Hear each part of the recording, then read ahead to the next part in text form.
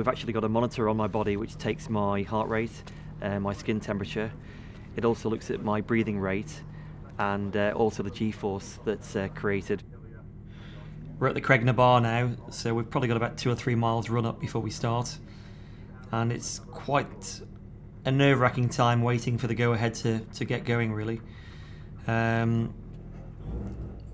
Just heading off now, and we don't want to get too much heat in the engine, we don't want to get too much heat in the tyres, we don't want to get too much heat in the brakes, but we've got to get them warm and ready to go. So just snaking left and right, getting the car, or getting the feeling in the car pretty well so we're ready to go when we come across the grandstand.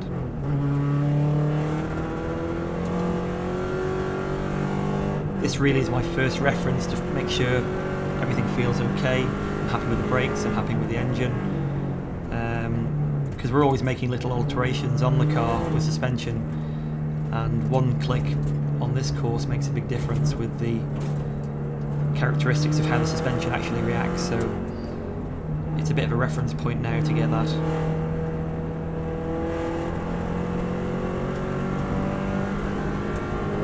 I think I actually prefer going flat out because you haven't got time to look at the trees and the walls around you, but on this slow warm-up period you can see all that, and obviously all the spectators around, which hopefully we're going to see in about 19 minutes when we go around there again.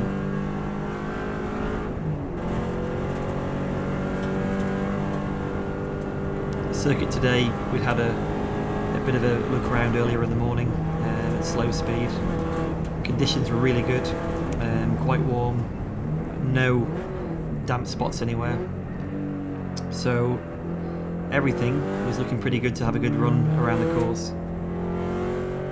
I think always a great atmosphere on senior day when you've got so many people out to watch, which is really the big race later on in the afternoon.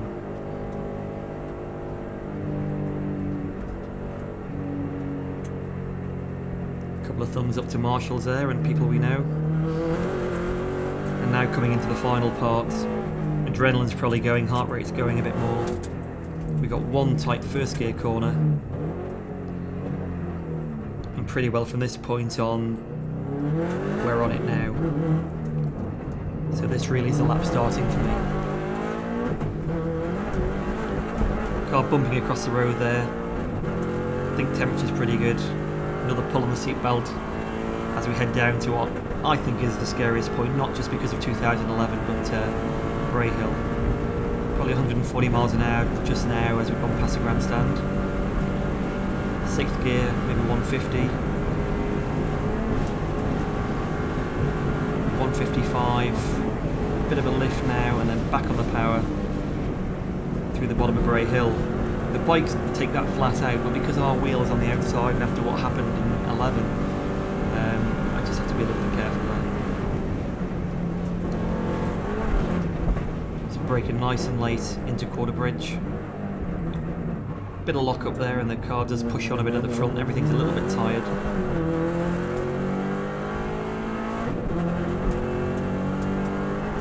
And now heading to Bradley Bridge.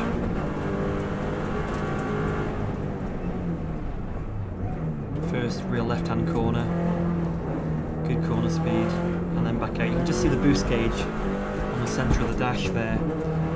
That's indicating the turbo pressure, which is pretty well at full pelt all the time unless we're actually lifting off.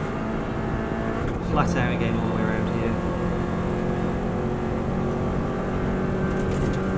Down 1 gear into 5th. Leave it in 5th now all the way because the next section's really fast. On the power early, car dives across the road and then heads up to Ballagary, or it's better known as Ballascary.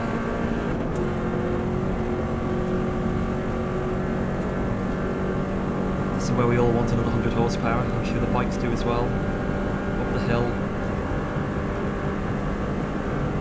and just at the top, on the crest, a little dab of the brake, turn in, and then full power all the way through. Now for the car, we're probably at our quickest point. We're flat out now for the next probably 2 minutes.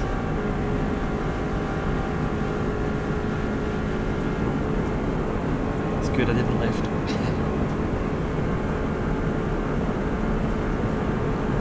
Coming over the jump now. Just got to back off because otherwise the car hits the rev limiter and cuts the engine. So we lift off. And the car just nosed up at the front. I feel the air just get under the front, but it's not a big jump. So I think on the data we were showing now 168 miles an hour. Just coming into here. Down one gear, back on the power. Into fourth. And then full power all the way back through these bends. Europa Castle, real nice corners. A lot of left and rights now.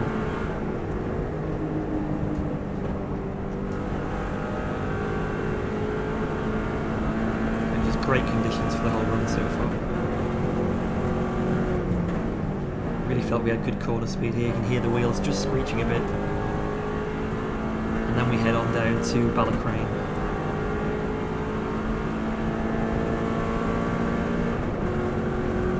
Gorsley coming up, which just sticks out a fraction of a lift, and then the big problem now is getting our braking point right for Ballycrane. Because you've been going so fast, you're down to third gear, it feels like you nearly stopped. Back on the power early, and then back up.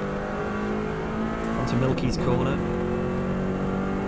Just a hesitation there, power and through.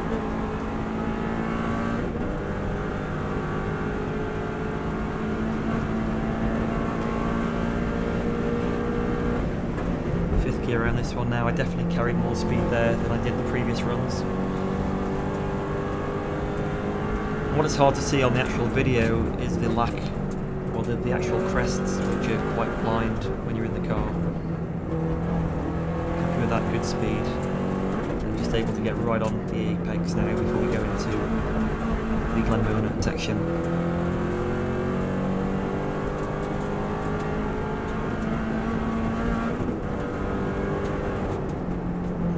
Corner leads you in tight for the left, and then you can get onto the right early and get on the power early. Glen Helen 1 is flat, Glen Helen 2 definitely not. Subaru banner there, don't want to hit that one. Heading up the hill now, this is really steep. Again, hard to see visually from the camera. This right-hander, real nasty, and you just run wide into the lay-by. And now you're flat all the way down Cronker Body Straight.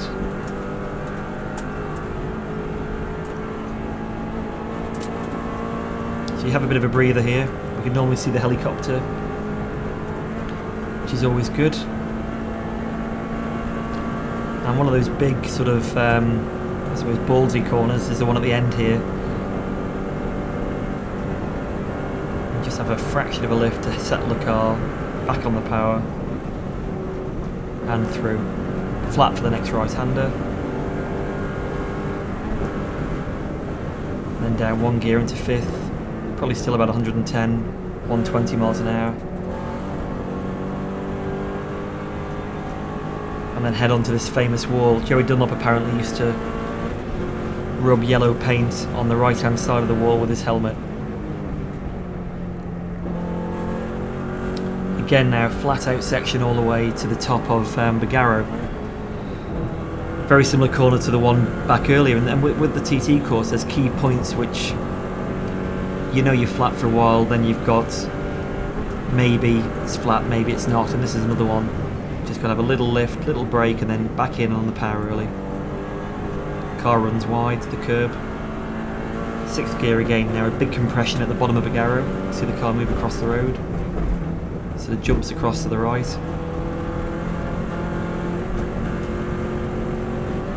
And then before you know it, you're into the 13th, which is a double right-hander, then into a double left-hander, which just tightens at the end.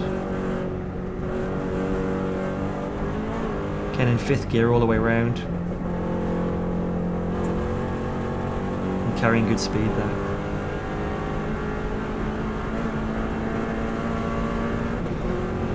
Now really picturesque coming into Kurt Michael. I've never done more than 30 before on a normal day, of course, and now we're about to do 150 at the end of it. Big long right-hander, you can just feel the car pushing to the houses. Yellow line on the left, back on the right, back on the left, and back on the power. Car goes light over here, into 5th. She slid quite a bit there actually. Jump over the crest, now again very, very fast. What's incredible is with the TT courses, the throttle trace, you're probably on full throttle probably 80% of the time. Just lifting to open the diff there to enable the car to turn in a bit better.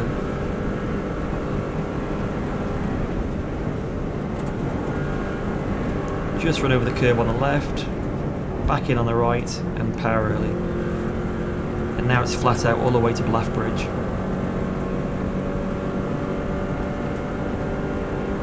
Again, very hard to get your braking point, you've got to get it down to 3rd gear. So you've been in 5th and 6th all the way to this point. Car takes off. And that was quite a nice landing, not too fast.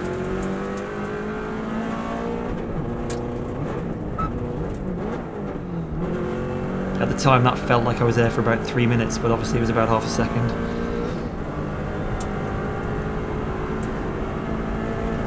Flat out now all the way to Quarry. Car really jumps quite well on this crest here. And again, I think we're carrying more speed here, gaining time, going into Quarry Bends. But you've got to be careful not to go in too fast and come out slower. So again, 6th gear all the way around there.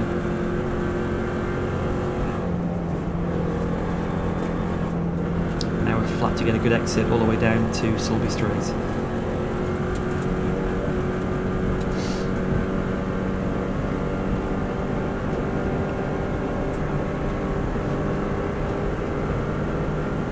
All the way down now, this is where the speed trap is. I think here we're showing about 162 miles per hour.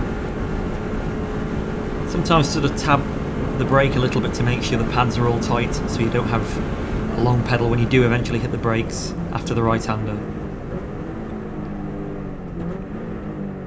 Into 3rd gear. The car just cut out then, so we had to wait a fraction until it came back in. And now from here on, it's Ginger Hall to Ramsey is the bumpiest part of the whole TT course.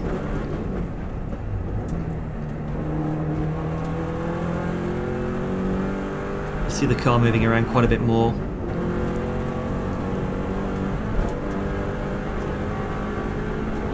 And that flickering of the trees as well, the light coming in and out, makes it quite difficult. So you just got to try and remember the best you can the braking points, which we use the walls up here in a few hundred meters. So back on the power, down 1 gear, and this really comes up on you quick. Down to 4th, in you go, and power.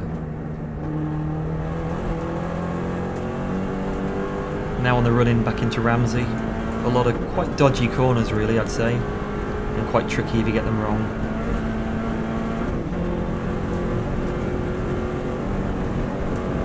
Long right-hander here is really quick. Little lift, back on the power. This one's okay. And this one really leads you in, and the curb just sticks out on the outside. I think we bounce around this right-hander now on the way into Ramsey, flat out. We don't really see it there on the camera. Last left-hander before Ramsey, just run a little bit wide into the bus stop. Over the line, and then really slow now back down into 2nd gear.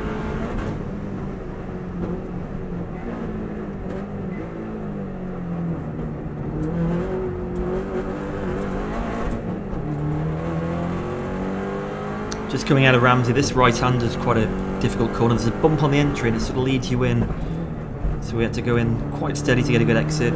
4th gear still, down to 3rd now, cutting the left right over the pavement. Car bounces across, and now we're starting to get onto the mountain climb. On the first 2 runs I've been quite happy up until this point. Just a bit of a thumbs up there to the commentator. And I feel I could make good time over the mountain, so it was very important for me to concentrate on getting a better run over the mountain.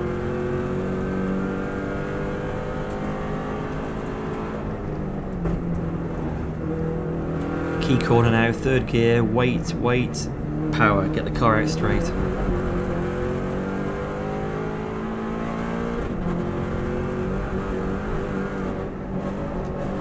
All the time just see the car bouncing around quite a bit.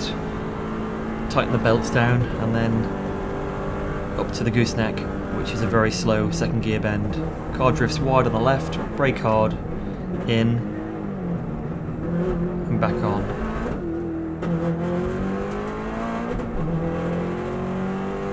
You really feel like you're losing power now because it's quite steep up here.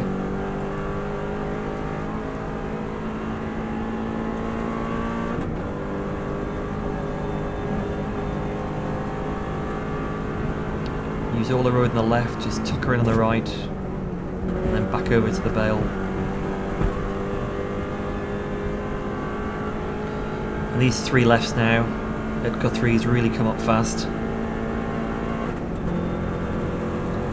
Just chuck it on the first one, still flat. Braking down into third. And again making sure you use as much road as you can on the exit. Key corner there, because from now on we can relax a little bit before the mountain mile. Just a lift there and back up the mountain mile from here on.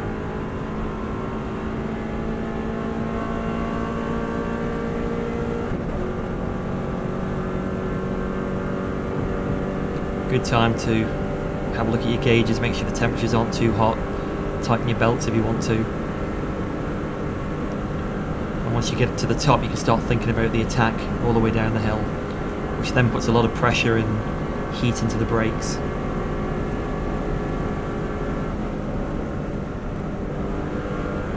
From memory I went a bit wide on here, the car just slid a bit sideways. There you go, then back on it again. Big drop on the right hand side. It's okay for me because I'm in a left-hand drive car, so I can't see that.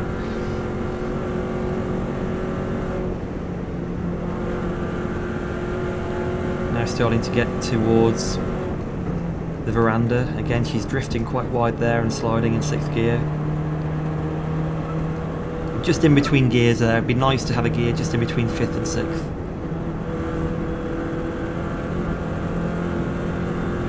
Then we've got the Black Hut ahead before we go into the bungalow.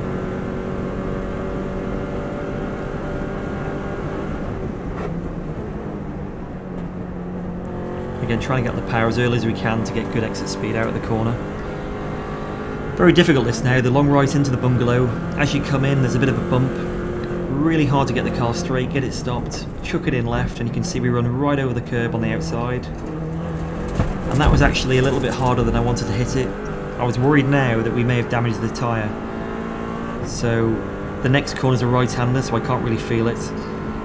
But I definitely don't want to get it wrong for the left-hander at the at Brandywell. Back into 4th, 5th, then 4th, chuck it in. And we're really starting to get on the run home to the grandstand now.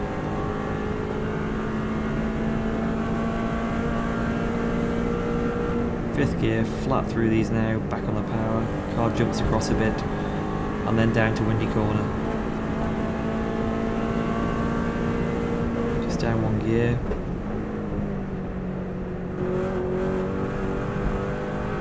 Using all the road a bit more again on the outside. We're not a million miles away now from where we actually started at the Craignabile. This corner's always been difficult because you're going so fast and you've got a massive drop on the outside. 2 lefts, 6th gear, flat out around the second one.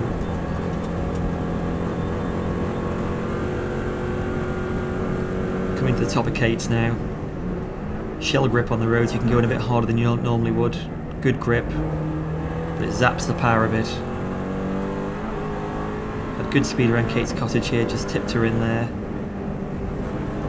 And now down to the Craignabile. So I've actually done a lap at this point in my eyes, but I've got another 2 or 3 miles flat out to do to get the time.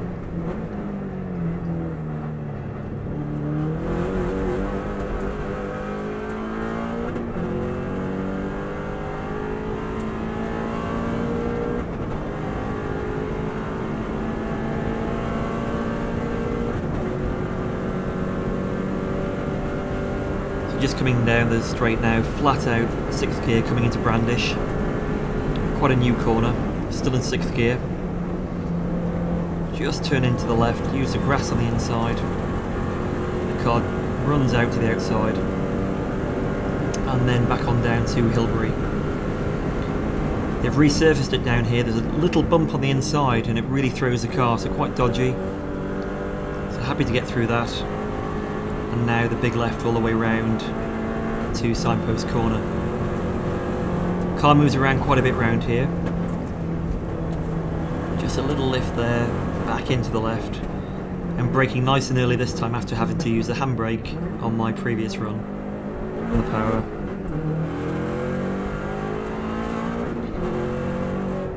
Only a couple of corners left, but it would be very easy to throw it all away on the next 2 bends. Very easy to overshoot here. I think that's Bedstead, and then we're coming down into the Knock, which is the slowest corner of the course. 1st gear, nice and neat. The car straight, power, 2nd gear. Now we're flat out, car bounces across the road. Just waiting for the checkered flag, and there she is, and that's my lap of the TT course in 2014.